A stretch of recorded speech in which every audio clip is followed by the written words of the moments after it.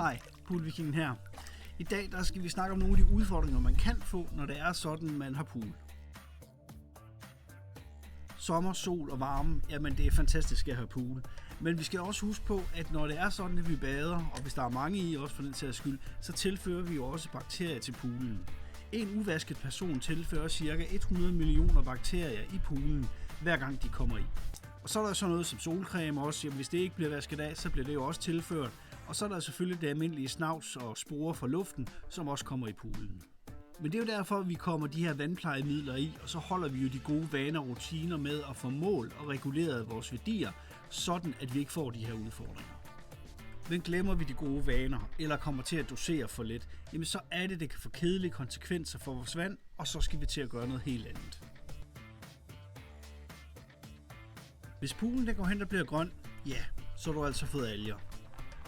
Og når man har fået alger i vandet, så kan det simpelthen skyldes for lav klorværdi, eller fordi pH-værdien ikke har været stabil.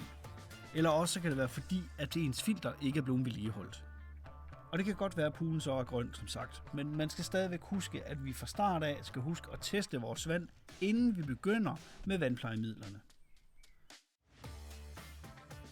Er det pH-værdien, den er galt med, jamen så er det jo selvfølgelig, at man skal have reguleret med pH+ eller pH-.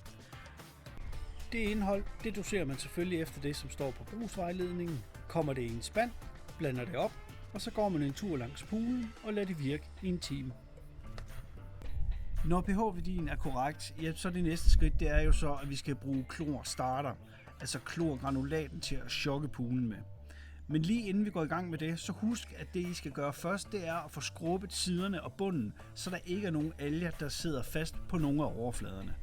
Klorchokket, jamen der skal man igen dosere efter det, der står i brugsvejledningen, og så skal man komme indholdet i en spand med vand, og så skal man opløse det deri. Hvis jeres poolvand ikke er tempereret, altså det har en opvarmet temperatur, så kan I eventuelt bruge lunkvand fra vandhanen og blande det op udenfor. Indholdet i spanden, jamen det kan fordeles langs poolkanten, og bagefter så kan du så bruge flokningssticks i skimmeren, hvis du bruger sand eller filterglas i dit filter.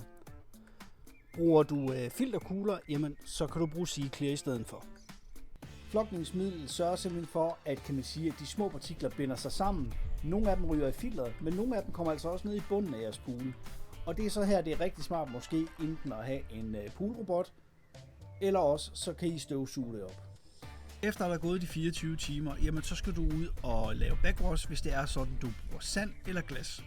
Bruger du filterkugler, jamen så kan det være nødvendigt at tage dem op af filteret, og så skal de vaskes ved 30 grader uden vaske- og skyndemidler, og så er de ellers klare igen. Og har det klorchok ikke virket, jamen så er der altså ikke nogen vej udenom, at så må du gentage processen, måske med lidt kraftigere klorchok. Når vi får hvidt vand, så sker det typisk fordi, at pH-værdien den simpelthen er for høj. Altså vandet, det er hårdt. Det betyder egentlig bare, at der er for meget kalk i vandet. Men proceduren er sådan set den samme som tidligere. I skal have justeret jeres pH-værdi, og når den er justeret, jamen så skal I have givet et klorchok.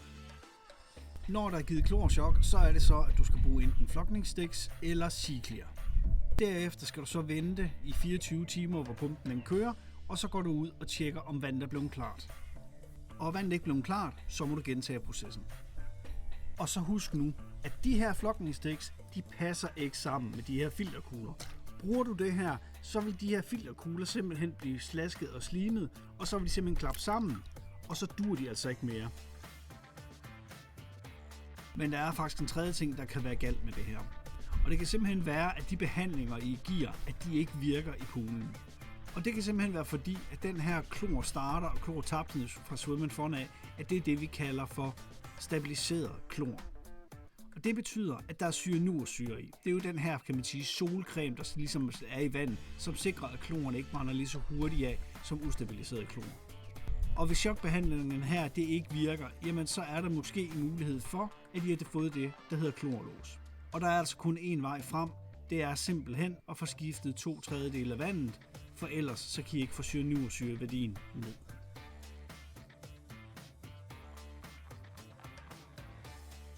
Men sådan en dansk sommer, det er jo ikke fordi, der er høj sol og skyfrit hele, kan man sige, sæsonen. En gang imellem, så kan der altså også godt komme meget regn, altså det vi kalder for skybrud.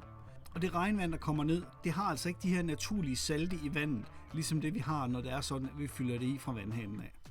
Og det betyder altså, at I skal ud og tjekke efter skybrud jeres værdier, for de kan altså godt have ændret sig, hvis det er sådan, at der falder meget regn. Og det kan faktisk udvikle sig både til grønt eller hvidt vand, hvis det er sådan, at man ikke går ud og får det målt og får det reguleret lige efter skybruddet.